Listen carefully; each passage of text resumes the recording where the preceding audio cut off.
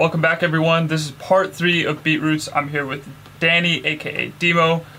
In part 3, we're going to talk about how Danny takes all of these different instruments and samples and arranges them and puts them together in a way that they all talk to each other and make musical sense. Take it away, Danny.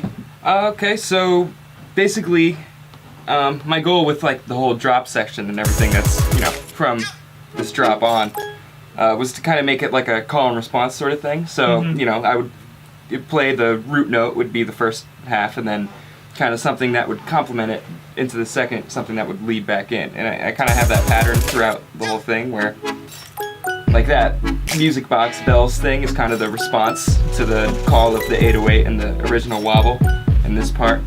And then I have the guitars in there as well, kind of as a response to the bells. Right there on like the upstroke. And do you go into that thinking of the sounds and thinking about how you can do the call and response, or are you kind of more so playing around with this sound might talk to this sound properly and this sound might respond to this one properly? Yeah, I think it's like a lot of times it'll be in my mind like a frequency issue. Like I'll have mid to low frequencies in this kind of calling, and then I want a response of high frequency information, So a lot of times that's how I'll kind of work it around, is the frequency dictates how I, treat it in spatially within like the, context of the 4 bars, where I want to have like the call of the mid and low range stuff and the response in the second half of the bar with like all the high end information and stuff. Right. Yeah. And is this call and response technique something you frequently look for in your music? I think, at least, to a certain extent, at some points, like with a lot of like vocals and stuff in EDM tracks, you can kind of tell have that kind of deal, like where people drop vocal samples towards the end of like a 4-bar loop or something to kind of keep things moving along. I think that's kind of in the same realm. Yeah. Yeah. What artists are you influenced by that you feel do that really well? I really am enjoying Flume lately. Yeah. Especially his new album Skin that just came out. I think that's really good. And there are a few songs on it, I think Helix, one in particular, where there's no vocal samples or anything on it. It's all just, heavy synth and dark bass and stuff. It's really dark and grungy, actually. But yeah. I think in that track especially, he does something where the bass will kind of take up the whole first part of the half of the bar and, kind of have this chugging along with his, like Foley instruments, like hi-hats and stuff. And then in the second half of the bar, he'll bring in like this big, high-pitched wobble type of thing that'll kind of just really take the attention off of it and back into the, same phrase. So yeah. It's kind of hard to explain stuff like that. No, I mean, I can hear in your music, and the few amount of times that I've actually listened to Flume, I can definitely hear the relationship and the influence behind what he's doing and what you're doing. The thing that's really interesting to me is there are so many sounds that have that conversation that fit really well together, and what I want to know is do you just start with a lot of different sounds, build them up before you actually jump into playing things out, and then slowly start piecing things together? Or tell us about how you actually start to build the arrangement. I think, I pretty much I have everything laid out, in a way that I can just kind of grab stuff and piece it in and piece it out as I want to. So and like you do I work beforehand? Yeah. So you get everything laid out. You set the table, so to speak. The arrangement is the like very last thing I'll do. So I'll have everything laid out like this, and I can play tracks, top to bottom vertically, like in the session view way of using Ableton. And I'll just have all the ideas here, not kind of in any order yet. And then like the very last thing I'll do is kind of mix and match which sections I want with each other and where I want them, and kind of this here and then the end of the bar, pop that in kind of thing. Yeah. So you're using the clip view in Ableton pretty actively to like trial and error, mix and match, and just play around. And that's how I'll make like new sections, like to continue a section, have something drop out, have something else come in, kind of keep one element going to keep. Yeah. We were talking about the track. What track were you talking? Bauer. Oh yeah. And how he was one of the first producers that I remember like very distinctively thinking about that ghost hit on the one where you kind of are expecting it to come in with the bass, with the, after this drop and all of the main part of the track coming in, and he holds it off for like 2 or 3 beats, and that's something I really dig about this track.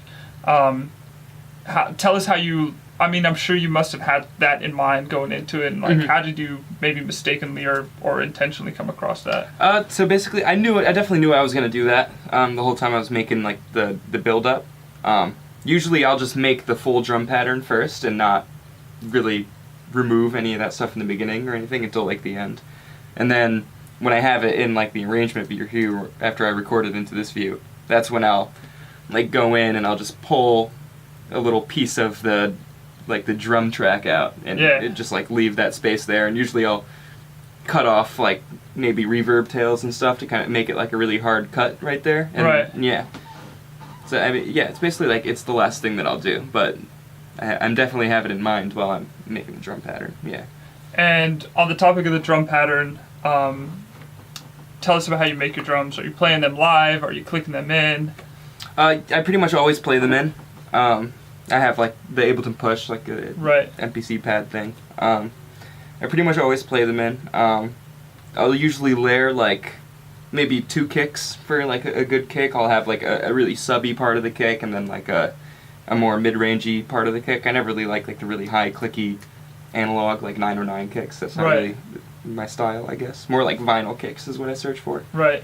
And when you're playing your drums, do you adjust them after the fact or quantize them, or do you kind of look for more of that loose organic feel? Yeah, well, I'll quantize them to the beat initially while I'm working on it, but pretty much like immediately after I record it into the clip, I'll start shifting stuff away. Manually just shifting that with the mouse? Yeah, I'll usually make like hi-hat loops and stuff, or like hi-hat phrases. I'll make them a little late, like kind of dragging behind the beat a little bit. I'll do the same thing with my snares and stuff. Pretty much the only thing I'll have locked onto the grid is like my kicks.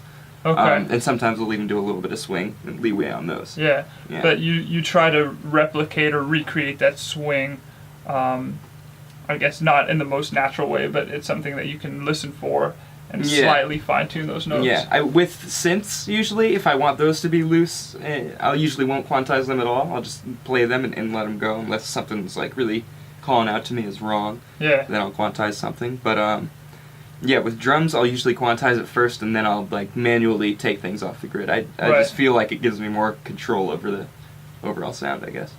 And how do you go about recording or playing in those drums in different pieces? Do you like just start with the kick, then do the snare, or do you kind of have them in one setup and play them all together? Yeah, I'll usually have them in one setup. So like I'll take battery and I'll make like my whole drum kit beforehand, and I'll have all these kind of moving out, and I have them routed to individual audio channels, like so they can be on their own. I think I have them all. And what exactly is battery? Battery's just like a drum sampler, kind of like Ableton's drum rack, just like a little more sophisticated. It has, you can affect everything, filters and saturators, and basically anything you want to do to affect it, you can do within the program, and then route it all out to different channels so that you can all play it from the same channel and have it routed out to everywhere else. So it's really convenient. Pretty much just a lot like drum rack in Ableton. Yeah. Cool. Very interesting. Dimo, do you have any advice? Do you have anything else you want to say to the kids about your music, about making music? I think it's just really important to get a good grasp on music theory, not necessarily like, a formal education. I never had a formal education, anything like that, but to be actively looking to improve yourself as a musician instead of just technically, I think is really important, because you can get so far with technical knowledge, but if you don't have a good grasp of what sounds good together and why, then I think it's really hard to get things done. Yeah. Awesome. This has been episode 8 of Beatroots. I'm here with Dimo, aka Danny. He was sharing his track called Triple Play. Triple Play. Potentially in the future, we'll have that track featured on Dubseed for you guys to mix and mess around with. Danny, thank you so much for joining us. Yeah. We'll see you next week.